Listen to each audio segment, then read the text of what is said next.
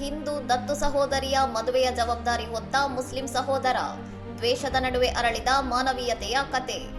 ಉತ್ತರ ಪ್ರದೇಶದ ಬದೌನ್ ಜಿಲ್ಲೆಯ ಉಜಾನಿ ಪಟ್ಟಣದಲ್ಲಿ ಬಬ್ಲು ಸಿದ್ದಿಕಿ ಎಂಬುವರು ತಮ್ಮ ದತ್ತು ಸಹೋದರಿ ದೀಪಾಂಶಿಯವರ ವಿವಾಹವನ್ನು ಹಿಂದೂ ಸಂಪ್ರದಾಯದಂತೆ ಅತ್ಯಂತ ವಿಜೃಂಭಣೆಯಿಂದ ನೆರವೇರಿಸಿ ಮಾನವೀಯತೆ ಮೆರೆದಿದ್ದಾರೆ. ಪೋಷಕರನ್ನು ಕಳೆದುಕೊಂಡಿದ್ದ ದೀಪಾಂಶಿಗೆ ಬಾಲ್ಯದಿಂದಲೂ ಸ್ವಂತ ಸಹೋದರನಂತೆ ಆಸರೆಯಾಗಿದ್ದ ಬಬ್ಲು ಮದುವೆಯ ಸಂಪೂರ್ಣ ಜವಾಬ್ದಾರಿಯನ್ನು ಹೊತ್ತುಕೊಂಡು ಯಾವುದೇ ಕೊರತೆಯಾಗದಂತೆ 800 ಮಂದಿಗೆ ಔತಣಕೂಟದ ವ್ಯವಸ್ಥೆ ಮಾಡಿದ್ದರು.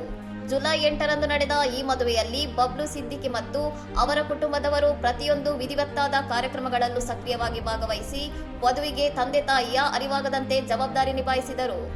ತಮ್ಮ ಹೆತ್ತವರ ಅನುಪಸ್ಥಿತಿಯನ್ನು ಮರೆಸಿ ಸಹೋದರನಾಗಿ ನಿಂತ ಬಬ್ಲು ಅವರ ಪ್ರೀತಿಯನ್ನು ನೆನೆದು ವಧು ದೀಪಾಂಶಿ ಭಾವುಕರಾದರು. ತಾನು ಅನಾಥೆಯಲ್ಲ, ಬಬ್ಲು ಅಣ್ಣನ ರೂಪದಲ್ಲಿ ತನಗೆ ದೊಡ್ಡ ಬೆಂಬಲವಿದೆ ಎಂದು ಕಣ್ಣೀರು ಹಾಕಿದರು.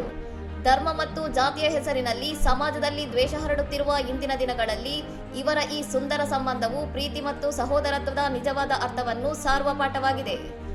ರಕ್ತ ಸಂಬಂಧಕ್ಕಿಂತ ಮಿಗಿಲಾದ ಹೃದಯಗಳ ಈ ಬಂಧವು ಸಮಾಜಕ್ಕೆ ಹೊಸ ಸಂದೇಶವನ್ನು ನೀಡಿದ್ದು ಎಲ್ಲ ವಿಭಾಗಗಳ ಜನರಿಂದಲೂ ವ್ಯಾಪಕ ಪ್ರಶಂಸೆಗೆ ಪಾತ್ರವಾಗಿದೆ. ಇನ್ನಷ್ಟು ಸುದ್ದಿಗಳಿಗಾಗಿ ನೋಡ್ತಾ ಇರಿ ಸೌರಂ ಟಿವಿ.